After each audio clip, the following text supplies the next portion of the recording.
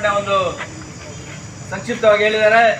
ನಮಗೆಲ್ಲ ಗೊತ್ತಿದೆ, ಜಮ್ಮು ಕಾಶ್ಮೀರದ ಪಹಲ್ಗಾಮ್ನಲ್ಲಿ ನಡೆದಂಥ ಒಂದು ಭೀಕರ ಭಯೋತ್ಪಾದಕ ದಾಳಿ ಏನಿದೆ, ಅದರಲ್ಲಿ 28 ಜನ ಇವತ್ತು ಪ್ರಾಣವನ್ನು ಕಳೆದುಕೊಂಡಿರ್ತಕ್ಕಂಥ ಹಿನ್ನೆಲೆಯಲ್ಲಿ ನಮ್ಮ ದೇಶದಲ್ಲಿ ಒಂದು ಪರಿಸ್ಥಿತಿ ಇವತ್ತು ಇನ್ನೂ ಕೂಡ ಸುಧಾರಿಸಿಲ್ಲ, ನಾರ್ಮಲ್ ಸಿಚುವೇಶನ್ ಬಂದಿಲ್ಲ ಅಂತಕ್ಕಂಥ ಸಂದರ್ಭದಲ್ಲಿ ನಾವೆಲ್ಲ ಕೂಡ ಇವತ್ತು ಅಖಿಲ ಭಾರತ ಮಟ್ಟದಲ್ಲಿ ನಾಯಕರುಗಳು ಮಾತಾಡಿ ಇವತ್ತಿನ ಒಂದು ಉದ್ವಿಗ್ನ ಪರಿಸ್ಥಿತಿಯಲ್ಲಿ ಬಾರ್ಡರ್ಗಳಲ್ಲಿ ಇನ್ನೂ ಕೂಡ ಕೆಲವು ರಾಜ್ಯಗಳು ಇವತ್ತು ಬಹಳ ಸಂಕಷ್ಟದಲ್ಲಿರೋದ್ರಿಂದ ನಾವು ಮುಷ್ಕರಕ್ಕೆ ಹೋಗೋದು, ಲಾಸ್ ಆಫ್ ವೇಜಸ್ನಲ್ಲಿ ಇವತ್ತು ಪ್ರತಿಭಟನೆ ಮಾಡ್ತಕ್ಕಂಥದ್ದು ಅಥವಾ ಬಂದ್ ಮಾಡ್ತಕ್ಕಂಥದ್ದು, ಮೆರವಣಿಗೆ ಮಾಡ್ತಕ್ಕಂಥದ್ದೆಲ್ಲ ಮಾಡಬಾರ್ದು. ಅದಕ್ಕೆ ಬದಲಾಗಿ ಸಾಂಕೇತಿಕವಾಗಿ ಎಲ್ಲ ತಾಲೂಕು ಮತ್ತು ಜಿಲ್ಲಾ ಕೇಂದ್ರಗಳಲ್ಲಿ ನಮ್ಮ ಕಾರ್ಯಕರ್ತರನ್ನ ಸೇರಿಸಿ ಏನು JCT ಕೆಳಗಡೆ ಬರ್ತಕ್ಕಂಥ ಹಲವಾರು 11 ಕೇಂದ್ರ ಕಾರ್ಮಿಕ ಸಂಘಟನೆ ಇದೆ, ಫೆಡರೇಷನ್ಸ್ ಇದೆ, ಬೆಂಬಲ ಅಂತ ಕಾರ್ಮಿಕ ಸಂಘಗಳಿದೆ, ಗುತ್ತಿಗೆ ಕಾರ್ಮಿಕರಿದ್ದಾರೆ.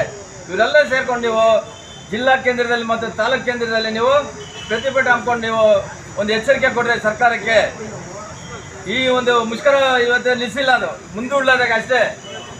ಅದು ನೆಕ್ಸ್ಟು 9ನೇ ತಾರೀಕು ಜುಲೈ, ಇನ್ನೆರಡು ತಿಂಗಳೆಲ್ಲ ಮುಷ್ಕರ ನಡೀತದೆ. ಯಾವುದೋ ಅಖಿಲ ಭಾರತ ಮುಷ್ಕರ, ಸುಮಾರು 25 ಕೋಟಿ ಕಾರ್ಮಿಕ ವರ್ಗ ಇವತ್ತು ಆ ಒಂದು ಮುಷ್ಕರದಲ್ಲಿ ಭಾಗವಹಿಸಿದಂಥ ಒಂದು ಮುಷ್ಕರ